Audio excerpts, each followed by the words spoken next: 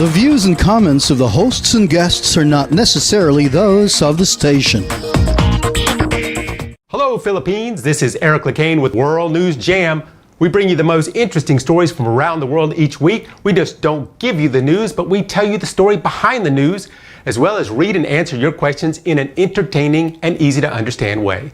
So please join us on DZRJ 810 AM Radio Bandito TV and get yourself updated with all the interesting news of the week from around the world right here on DZRJ's World News Jam. Watch and listen to World News Jam, Saturdays, 7 a.m. to 8 a.m. Airing on Sky Cable Channel 224 and on all DTT boxes. Simulcasting online on Facebook and YouTube. Listen and watch on your mobile devices. Just search DZRJ Radio Bandito.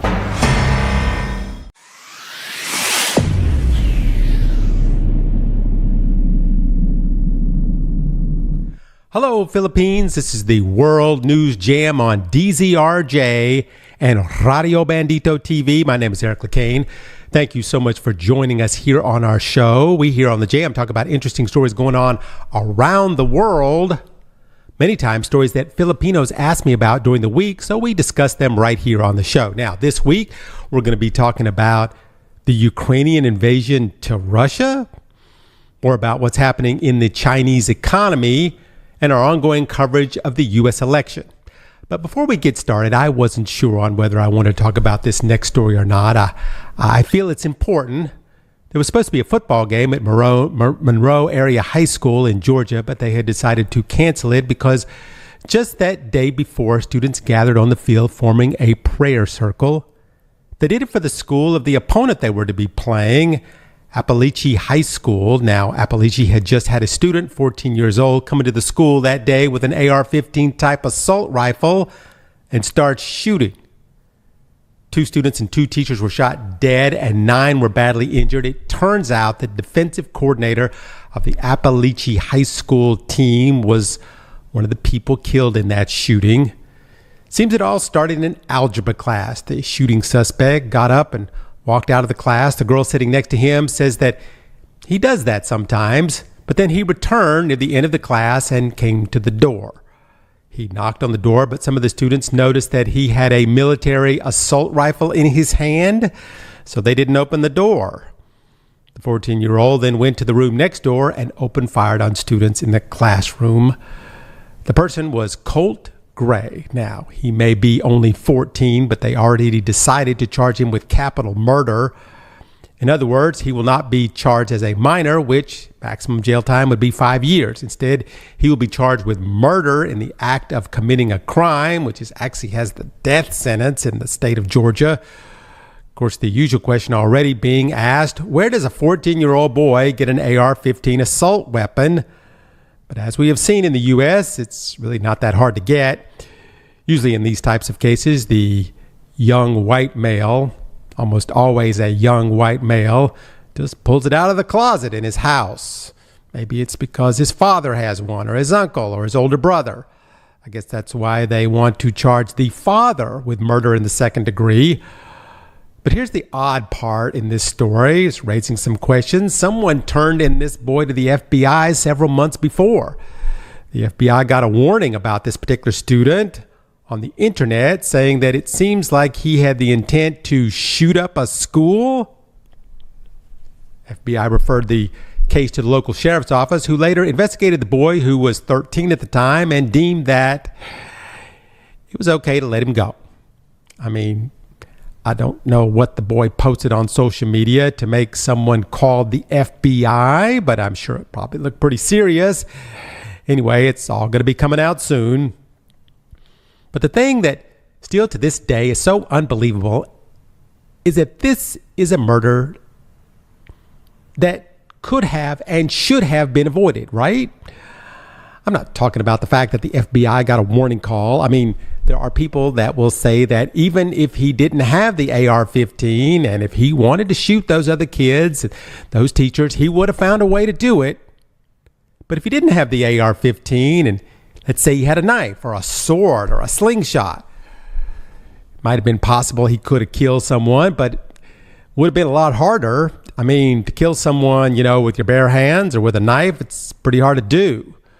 But kill 4 people in less than a minute with a military assault rifle? Well, that's pretty easy to do. This will be the 45th school shooting in this year in the U.S. We still have 4 months to go in 2024. Last year, there were 82 school shootings. It seems unbelievable, right? Let's compare that to 2010, where there were 13 school shootings. Why are there so many fewer school shootings 14 years ago? Did something happen in America in the last, say, 8 years? I just believe still that the argument, guns don't kill people, people kill people, is incorrect. The correct statement should be, guns don't kill people, people with guns kill people. And the reason that this young boy didn't kill more people is that some of the teachers had this card that you push a button on it and it alerts the police that there is an active shooter at the school. And also, when the shooting started, the teachers put the kids behind the teacher's desk and barricaded the door of the classroom, as they are trained to do. But just think about that. Special cards with buttons to alert police and teachers trained to deal with active shooters.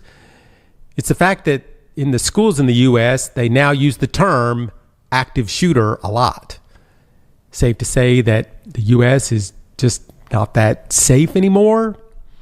People back home are asking me, do you feel safe in the Philippines? To which I say, compared to what? It really all comes down to politics, doesn't it? Now, I don't want to start playing sides, but the argument Republicans make that it's every citizen's right in the United States to have a gun. And if you say anything different, well, you won't be elected. All your opponent has to do is say, he's trying to take away your guns. And that might be all it takes for you to lose your election. Think about that for a moment. This kind of mentality is only in the U.S. Where else is it? Even in places like Afghanistan or Somalia, where they have guns, but they aren't that easy to get, and they don't have school shootings every week like they do here in America, or in America, where a 14-year-old boy in Georgia can get a gun, a high-powered rifle, pretty easily, like the kinds they use in Afghanistan and Somalia. If I had a gun when I was young and stupid, I probably would have shot somebody too. Remember when another kid stole your girl? What's that saying? You haven't really been in love unless you plotted a murder. Find me a young boy who hasn't thought about killing someone in his life. Just got so mad and crazy he wanted to kill someone, but the reason he didn't do it, he didn't have a gun. And before he could maybe figure out a way to get one, well, he calmed down and realized it was stupid to think that way. Why did this boy kill those people in the school the other day? At that age, I bet anything that someone made him mad. And wow, hey, there's an AR-15 just sitting there in the closet at home. I'm just saying that what would be my first story this week if that gun had not been in the closet? This is Eric LeCain on the World News Jam on Radio Bandito TV here in Manila, Philippines. Now, there's something else I wanted to talk about before we get into the main topics today. So let's move over to sports for a moment and talk a bit about the marathon. Now, as legend goes, in 490 BC, Greeks were beating the Persians at the Battle of Marathon, and so the Persians decided in a final hurrah to head to Athens and try to take the battle to the main city, and thus claiming victory for the Persian army and making claim to be the new ruler of all the Greeks' land or something like that. So, realizing that cell phones would not be invented for a while, Phidippides threw down his sword and his shield and all his clothes and started running naked back to Athens as fast as he could. Now, the distance he ran was somewhat debatable, but in general, it's believed that he ran 22 miles, part of that being up a very steep hill, so it was pretty hard. There's also the story that the same guy actually ran from Athens to Sparta to ask help in the fight against the Persians, and that would have been 150 miles each way. In any case, once he got to where he was going, he gave the message, and then he died from exhaustion right there on the spot. Great story. So, skipping ahead to 1896, when the first modern Olympics began, the organizers were looking for a sport that would take fans back to the days of ancient Greece. The marathon was the perfect sport. Had such a great story behind it, and fans would love it, so the marathon became one of the premier sports at the Olympics, being mostly the last event. But it was for men only. Women were deemed too weak to run that long a distance. It was too dangerous. However, women were actually running the marathon back then, but not being included in the official results because, they were women. Then finally, in 1984, the women's marathon became an official sport in the Olympics. Now, the first women's marathon was run by an American. I remember watching her win, going, wow, Americans are the best at the marathon. But were they? As we know now, the African runners are really where the great marathoners come from. I mean, just look at who has broken the records of the marathon. Kenya, Ethiopia, Kenya, Ethiopia. I always believe the reason for this is that it's the best way to get around in many parts of Africa, just to run. You might not have a car or a road. In order to get to the store, which is in the city, you need to run like 20 miles. So you've been running your whole life. And looking at the women's category, it's kind of the same. You have a few non-African countries that win sometimes, but mostly it's African women. Which leads us to this past Olympics and the point of this story. It's not about the winners or even the sport itself, but more about who came in 44th place in the women's marathon. 𝗪cie𝗿𝗋𝗆. She was a Ugandan runner who had moved to Kenya to train with the best runners in the world. She started her professional career at 19. She had many successes in her career, including holding the national record. But nothing was better than finishing in 4th place at the Abu Dhabi Marathon and earning her a spot in the 2024 Olympics. In the Olympics, she was 44th out of 80 who finished out. But out of the 24 total athletes from Uganda, she was a hero. After the Olympics, she eventually returned to her home in Kenya, where she trains. But there is where her fate as a runner was about to end. On September 5th, she had an argument with her ex-boyfriend over a piece of land. In Kenya, women are not supposed to argue with men. He came to her house after she returned from church with her 2 daughters, doused her with gasoline, and set her on fire. 80% of her body was burned. I know from reporting on fires and wars that you cannot survive that type of injury. Yesterday, she finally succumbed to her injuries, having multi-organ failure, and passed away. It was a shock to the running world. There's been an outpouring of support from many around the world that she was loved not only as a runner, but as a wonderful person. This brings back to mind the murder of that Kenyan 𝗪cie𝗿𝗋𝗆, which we talked about back then, the world champion whose husband stabbed her to death in 2021, or in 2022 when the great Kenyan runner 𝗪cie𝗿𝗋𝗆 was strangled by her husband. In all these cases like this, the word femicide continues to be used. It's kind of like when a woman has a job or a career far more superior than her husband or boyfriend, and they are the ones that bring in the money. Somehow the woman is a detriment to the man's honor. So far in 2024, 60 women have been murdered in Kenya due to femicide, where the culture centers around the country are about the strength of the man in the household. And in some cases, such as the case of a man marrying an athlete, one who is physically stronger than the man in the relationship in certain respects, he supposedly marries her for the strength to bring in money for the family. The problem is that the woman is earning all the money, and that begins, to maybe assert herself over the man. This is a major problem in Kenya and other surrounding countries with this similar culture. There have been demands from around the world that officials in Kenya do something to protect women who are professionals, such as those in sports. It's gotten really bad. In 2022, there were, and I kid you not, 725 femicides in just Kenya. Almost all of them were committed by the husband or the boyfriend, and it was all women between the ages of 18 and 40. You know, the biggest problem related to this is that it's considered normal behavior in Kenya to inflict violence from your mate on your mate. It's very commonplace for a Kenyan woman to be disciplined by her husband. Some believe that this is a sign of affection, where the man is teaching the woman how to behave better in life and in her relationship.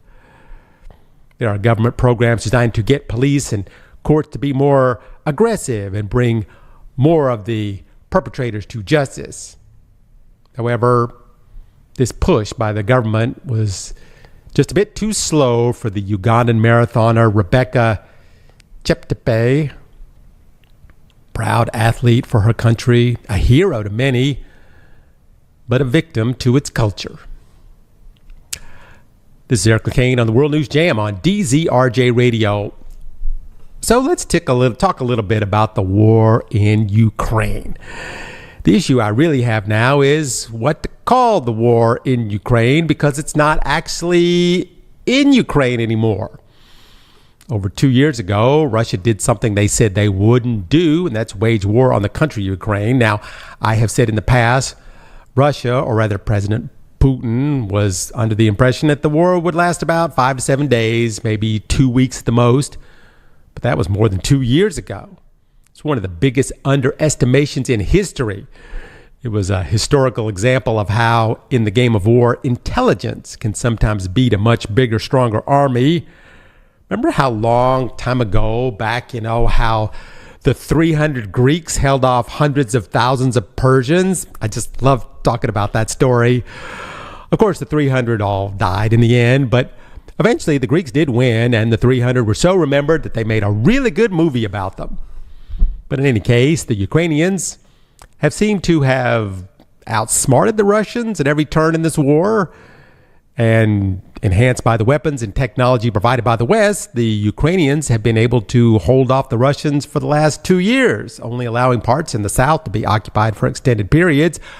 But no one expected the Ukrainians would one day do something as crazy as march into Russia and occupy large areas of land there. But that's what they did.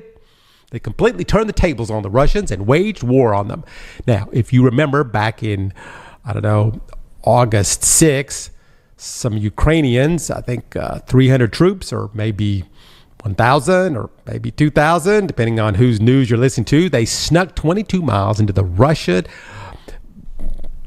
area over the border and snatched a piece of it. In other words, they have evaded and taken over an area of 𝗏𝗃, Russian province, and for now, it looks like they may be able to keep it, at least for a while.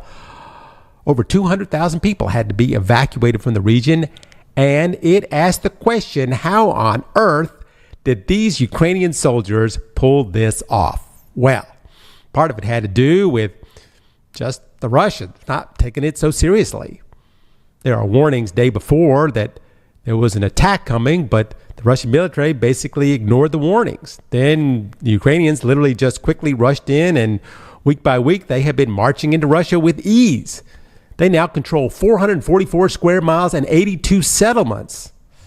There are Ukrainian vehicles now patrolling the streets with residents looking on, trying to decide on whether they are mad at the Ukrainians for taking over their town or mad at the Russian government for letting it happen. Now, leading up to the incursion, there was an extreme amount of secrecy with the Ukrainian president and his highest-ranking military officers in a town called Sumy on the Ukrainian-Russian border. People were wondering, why are all these military people renting up all the hotel rooms? Supposedly, even the soldiers going on this secret mission didn't even know what was about to happen. That is, until they were sneaking across the border in tanks and armored vehicles with a Russian emblem painting on the side. They even used motorcycles. As the Ukrainian military rolled in, many people fled the area, realizing that the Russian military was no longer standing guard there. But some, refusing to abandon their homes, just stayed behind. And those are now cut off from the rest of the country. They have no power and no internet. The only news they get is from the Ukrainian army, who is telling them jokingly they're about to take Moscow and they better start learning to speak Ukrainian. Now, this leads to what Russian media is currently saying about the invasion. Of course, in general, the media there only says what they are told to say by the Kremlin. According to the Russian media, this whole thing is just a nuisance, that the criminals from Ukraine will be crushed very soon. But in reality, this incursion was a huge blow to the Russians. I mean, Ukraine just walked in and captured hundreds of Russian soldiers with ease. The young military recruits that were there on duty and had no idea what was coming and how to handle it, partly because they very little experience and because the Ukrainians blocked all their communications to their commanders. They were, how you say, easy pickings for the Ukrainians.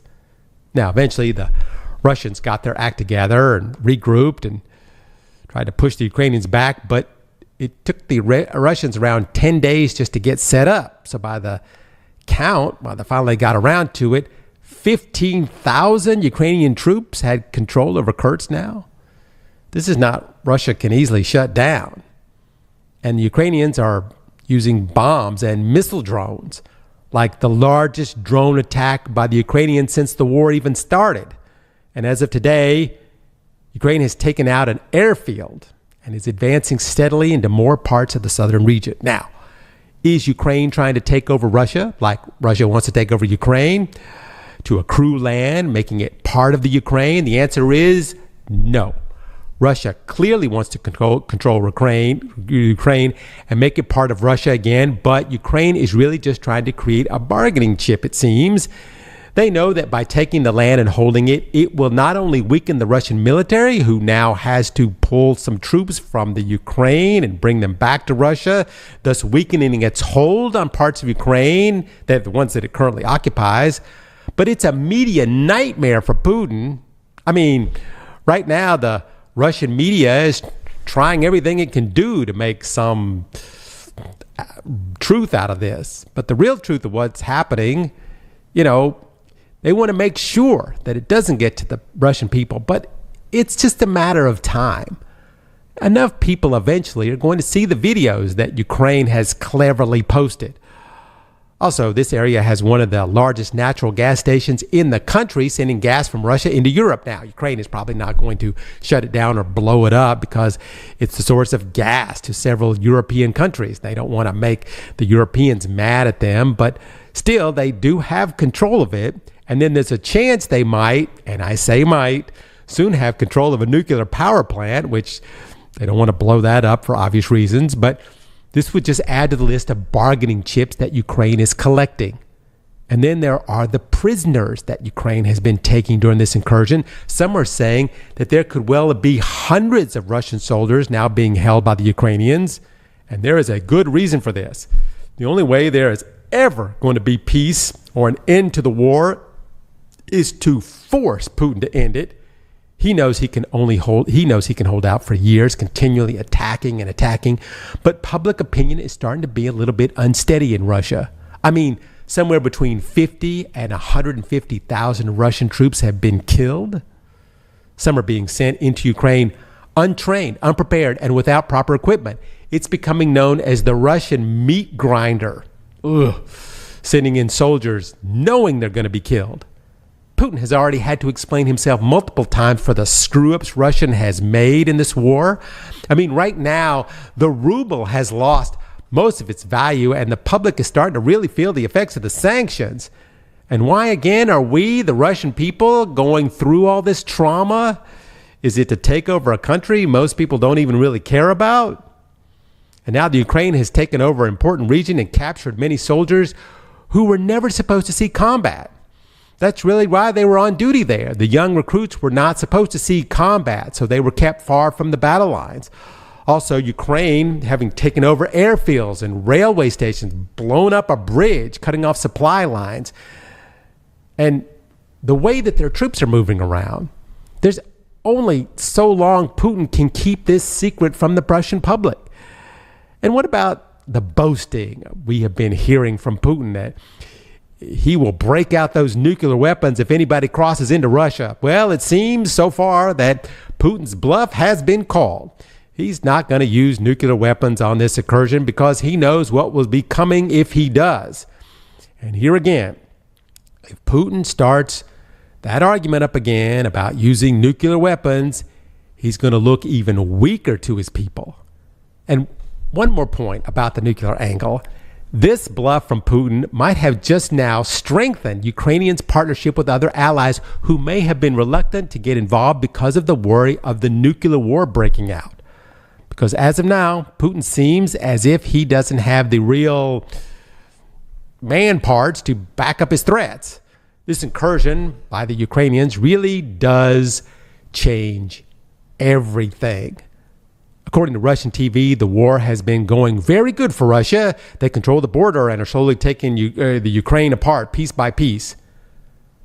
But if that were true, then how could 15,000 Ukrainians now be well inside the country, controlling huge parts and advancing forward into Russia? Now, Russia's been saying that Ukraine has illegally come into Russia and is attacking civilian areas in opposition to international law. Of course, this is exactly what Russia has been doing for the last 2 years. I mean, hasn't Russia broken nearly every international law on the rules of war? But what I find so interesting is just how clever the Ukrainian military planners have been. Russia has fortified the border in the south with landmines and barbed wire fences and trenches to keep Ukrainians from countering their push into the country. So instead of going into that area, losing many vehicles, tanks, and personnel, they have gone over the border in a place no one thought they ever would. And now they control more Russian land than Russia took from Ukraine in all of 2023. Now, even though Russia says the area is useless militarily and that Ukraine has not gained any advantage, still 200,000 Russians had to be evacuated, and they now have the gas transfer center under their control, and they have many Russian prisoners now. Maybe it's not so much of a strategic plan, but more over a message directly to the Russian people that what their leaders have done is not in their best interest. Sending a direct message to what you are being told is not really true. But here's the sticky part in all this. Ukraine went into Russia and is now controlling a whole region of Russia by using weapons given to it by Western allies to defend itself from Russia. Now, Ukraine is clearly using those weapons to attack Russia. I think you see where I'm going with this. Putin can now say to his people that Russia is being attacked by the U.S. or NATO countries. Now, some leaders have already spoken out, saying that they see this as an defensive more than an attack. And Ukraine can use its weapons any way they want within that directive. But looking ahead on this, Russia, in the end, still has more guns and more personnel than Ukraine ever will. So if Russia decides to move in large amounts of resources to the area where the problem is now, then Ukraine could have a big problem on its hands. I mean, Russia's biggest ally is time. Ukraine is looking good at the moment, but they need to use this to their advantage right now. Many people see this. Make a deal for prisoner swaps and land swaps now before the Russians figure out exactly how to create a plan to counter this attack. The more time passes, the more Russia has to cut the Ukrainians off. And then that could be a propaganda nightmare for Ukraine. It's really too soon to tell how this twist in the war is going to help either side on the long term. Putin said just this week that this has weakened the Ukrainian military in Donbass, and now Russia has the advantage, while Ukraine's top military commander says exactly the opposite, that it's the Russian military that is weaker now at the border because they're having to pull troops out to deal with the incursion. The NATO secretary said this week, when asked what the Ukrainians should do next, he said only the Ukrainians can make the difficult choices what are needed, such as where to deploy their forces and what type of warfare is appropriate in this situation. He goes on, I am glad that many NATO countries have given that opportunity, And those that still have restrictions have softened the restrictions so that Ukraine can defend itself, end quote. Basically, as I can see it, NATO is saying, maybe we can bend the rules a bit now for Ukraine. In any case, is the war nearing an end? No, probably not. But clearly, Ukraine is winning the morale war. They are defending their country. They are defending their freedom. They are protecting their people. But Russia, on the other side, looks like it's asking the question, why are we doing this again? How long is it before the Russian people start cheering their Ukrainians? This is LeCain here on The Jam, talking about stories from around the world right here on Radio Bandito TV. So continuing from last week with looking at the rise and fall of the Chinese economy, we need to go back to 2022 when Evergreen, the largest real estate developer, had a problem. Real estate in China is part of the culture. If you own real estate, then you are considered in good standing on social, network in China. And if you have two pieces of real estate, that means you are in very good standing and on the verge of being considered wealthy. I mean, women will pick a husband based entirely on what real estate he or his family owns. I got that firsthand from my Chinese friend here. In the 1990s and 2000, prices of real estate were going nowhere but up in China. In fact, they were going through the roof. Chinese people had found their way to wealth as well as looking good to all their friends and family. Chinese, as their culture, seems to prefer physical ownership to maybe banking products. Things like paper currency, gold, and property is better in general. It's the culture not to save money in a bank or some type of investment company. This is why in most Chinese homes somewhere there is probably a metal safe with cash in it. Any cash you have is always there. You can see it. You can hold it. Any property you have, it's always there. It's under your feet. But the problem is, in the last 2 years, cash and property are just not holding its value. Many people moved to the city and bought a condo. The issue is that the condo they bought 5 years ago may be worth half of what they paid for it now.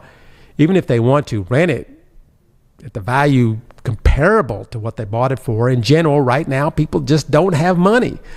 Many apartments in China's largest cities right now are empty, even with very low prices. But you still have to pay your mortgage and the condo dues and the upkeep, which means many are defaulting on their home debts. And obviously, with no money, people can't buy things or make any large purchases, such as homes, even at bargain prices. And what happens when people don't buy things? The economy begins to drop. The government is trying to figure out this puzzle, but just too much product and little to no demand. I read recently that the house prices are currently dropping at 1% per month. And only people that are buying right now are the people that have no place to live. But buying for an investment, people are scared to go buy anything. There in China, the prices are dropping and there's no assurances that they will ever come back anytime soon. People are hoping the government is going to do something. So they have been making it easier to access bank housing loans, and they have made a housing trade-in program, also an effort to buy up unfinished developments and turn them into affordable housing projects. But really, it seems like they are put this not really on the priority list at the moment, unlike the Chinese military or loaning money to African countries, which we'll talk about another time. So people that were not so wealthy before and then became wealthy are now not so wealthy anymore. And people are getting the feeling of, why should I even try anymore? China was on a roll for many years. And now people are starting to head back to the way it was before that, back to when work was hard to come by and most of the country had very little in the way of cash.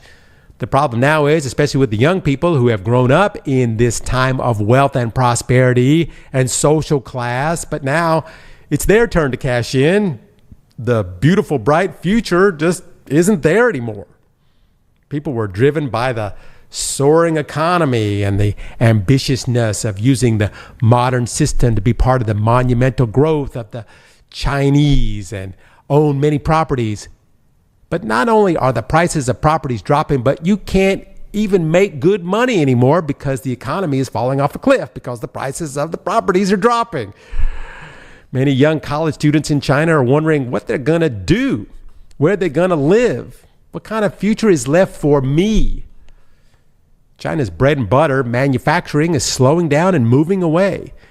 Getting the cool job with a foreign company is just not available because foreign companies are not staying. China is becoming more of a dictatorship this past few years.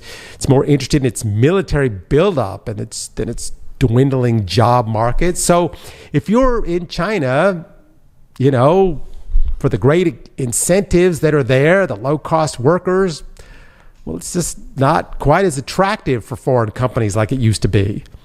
And many of the young workers are just giving up. The price of a job is just not worth it anymore. Why work at this low-paying job when I can just do nothing and let it rot? Chinese word bailan, translated, means let it rot. Now, before this, the buzzword in China was tang ping, or lying flat, which means just rejecting grueling competition for a low desire life. In other words, the severe competition and the high social expectations has prompted many young Chinese to just give up on hard work. So you just embrace the horrible situation China is in and you just go with it. Don't even bother trying anymore. What's the point? Because you're only going to fail anyway. This idea has become such a trend that the state-controlled media has taken notice. They said, why modern young Chinese like to buy lan? In fact, this is a result of negative auto-suggestion, repeatedly telling oneself, I cannot make it. And this kind of mentality often leads people to adopt the buy lan attitude, end quote. But many young adults don't see it this way. They see China falling apart, thinking, you can work hard for the next 5 years and you will end up with nothing anyway. Families have such high expectations and demand achievement, but it can never happen. You will never be able to please them. All there is now is a constant clash with other relatives about who has the most wealth, who married who, and what kind of wealth that spouse is bringing. There's so much of this. So why should I even bother? The government now is demanding that people get back in line. But the youth of today are different than those of, say, Tiananmen Square.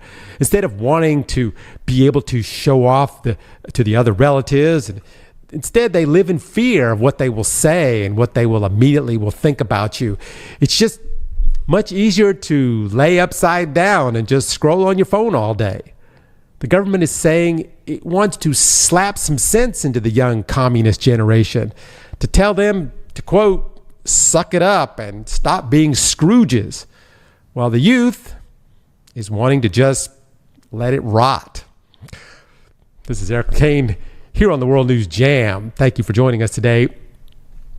So let's bounce over to what's going on with our coverage of the U.S. presidential election. Remember last week, I said the whole election may come down to one state, Georgia.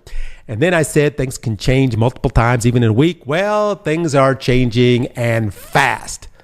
Like I said before, the election is not about who is the most popular candidate.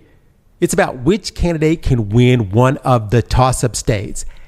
The ones that are the too close to call category. It looked like last week, according to the polls, if Kamala Harris could win Georgia, then the presidency was hers. But this week, it looks like that if Trump can hold on to Georgia and win Pennsylvania, the election is his.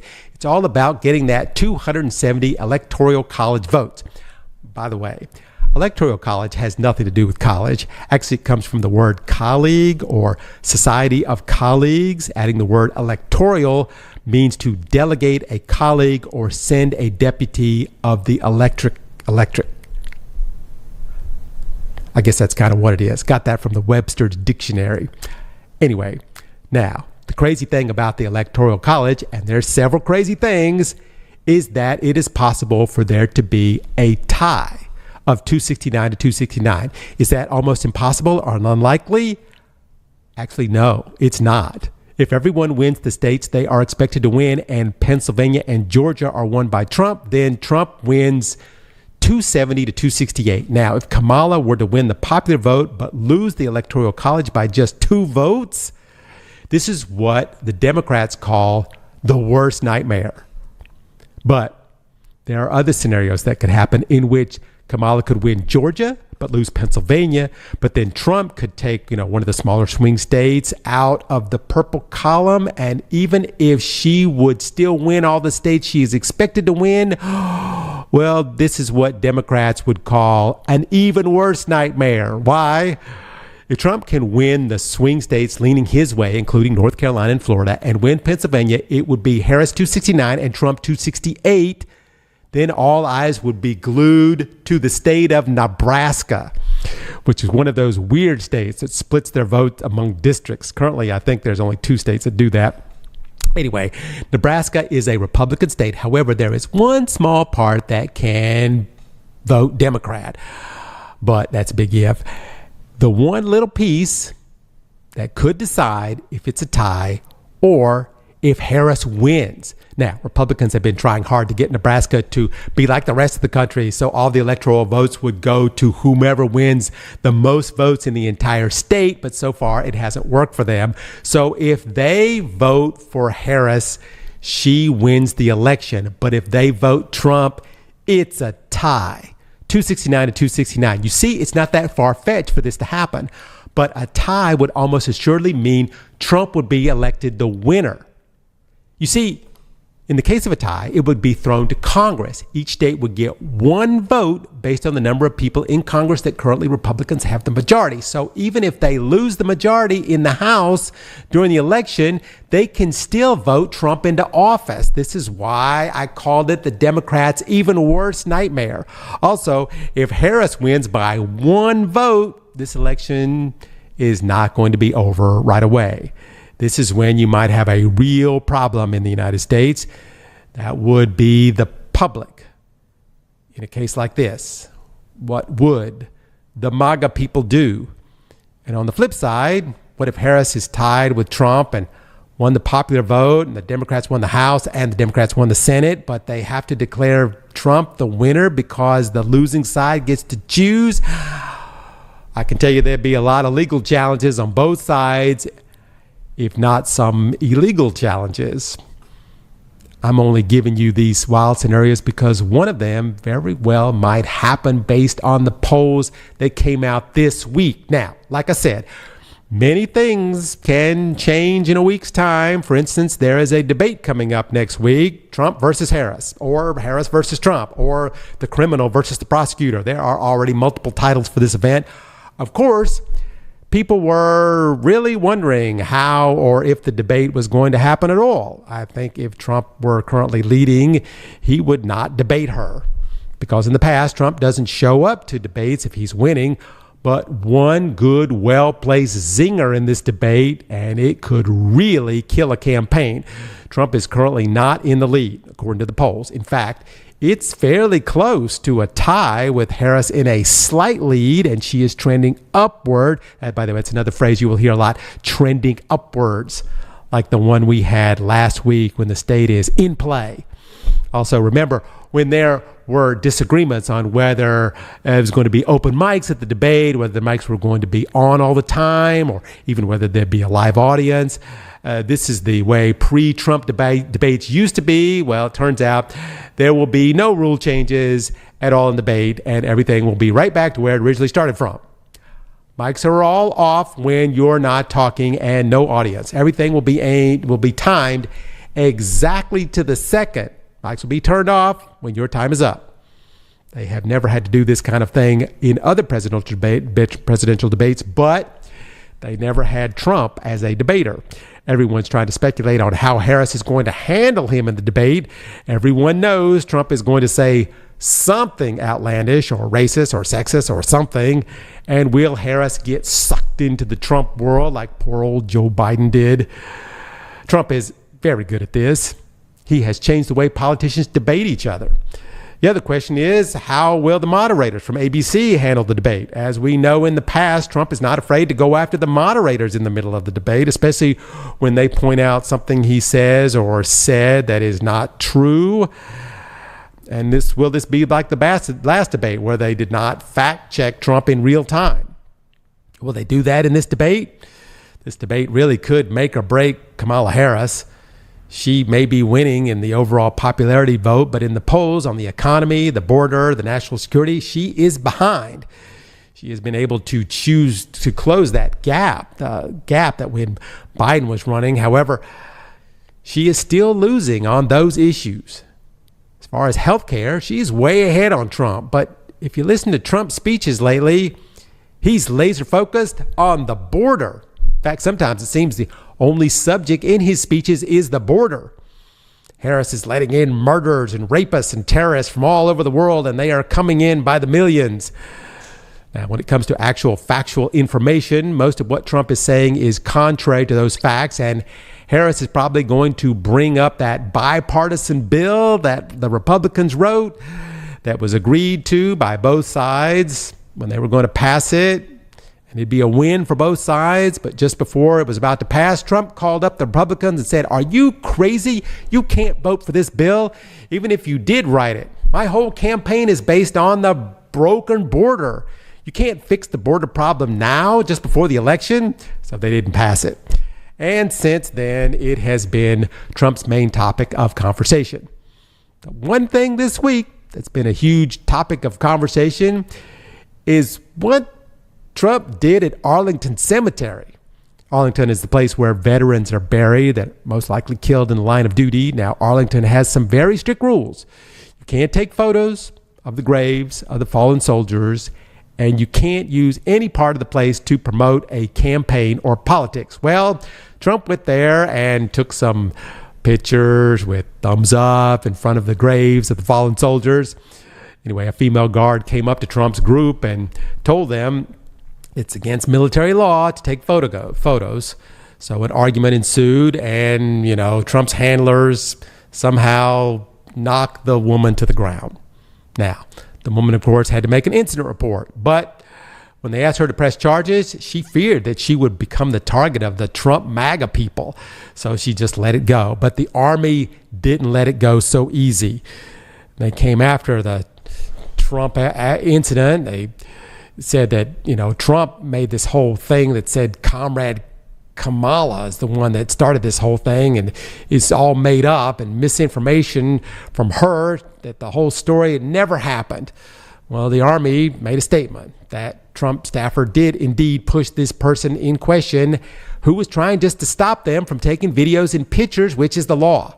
They were in Section 60, which is a place where the recently killed veterans are buried, and they are strictly no photos and no videos allowed there. This is a federal law prohibiting politicians from using the cemetery for partisan politics and fundraising purposes, which is exactly what Trump is accused of doing there. Anyway, the military police were called in to handle the incident. Trump claimed he had a video of the whole incident to show that the woman was deranged and acting crazy. However, that video has yet to be shown or even proven that it really exists. Now, Trump has also made the news this week on a topic he loves to use, and that is people's right to claim their gender. Now, what Trump said this week is that schools are secretly providing or obtaining gender-affirming surgery for children. He said, and I quote, "The transgender thing is incredible. Think of it. Your kid goes to school and comes home a few days later with an operation.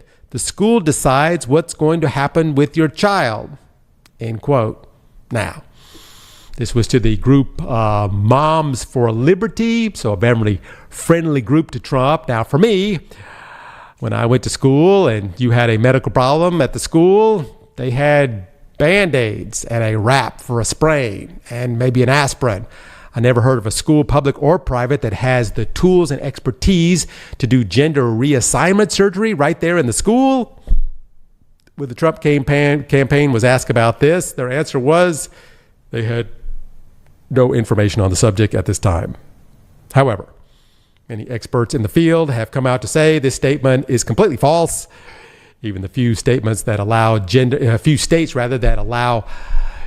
reassignment for people under 18, the parents' consent is required by law, and there are multi-levels of medical and psychiatric treatments that must happen prior to any kind of surgery like this. Now, Trump also made the top of the news topic this week on the stand of abortion. Very touchy subject there in the election. Now, Trump is known for claiming that he is the one who was able to take down the national abortion law, Roe versus Wade. This is a very hot topic among women voters, which is the reason many give for Trump's weak polling with white women. However, his stand on abortion has done great with the evangelical Christians. Trump is hugely popular with that group because of his stand on abortion. But now Trump has been asking some Republicans to ease up on the abortion issue until after the election. Why? Because people that are for a national ban on abortion are clearly in the minority. Anyway, this week Trump said on social media that he will be great for women's reproductive rights. I mean, it first seemed like a joke. Trump bragged about being the first president in 50 years to take away women's reproductive rights. This may have seemed funny to the Democrats, but to the Christian right, this statement was not funny at all. And then Trump said he would vote no on the 6-week abortion ban in Florida. That's his state of residence. Now, that law would ban all abortion after the 6th week of pregnancy, which is what Trump's base has worked so hard to get all along. This week, one of the largest of the anti-abortion activist group has urged Trump to please change his course. Then, of course, the Democrats are pointing out that this is the absolute definition of flip-flopping. Now, Trump has really no position on abortion, on what he thinks. It's all about what he thinks will get him the most votes in the White House. Honestly, I believe the Trump campaign didn't realize that they'd be running against a woman, and now they are trying to adjust to it. They just have to figure out how to adjust to it without offending the MAGA people, because they can be so easily offended. In any case, we will see what's happening with this by next week. So please join us on the World News Jam on DZRJ Radio and Radio Bandito TV next week. My name is 𝗪cie𝗍𝗱. Hope you enjoyed our discussion that we had today. Everyone, please stay safe out there, and we will see you again next week.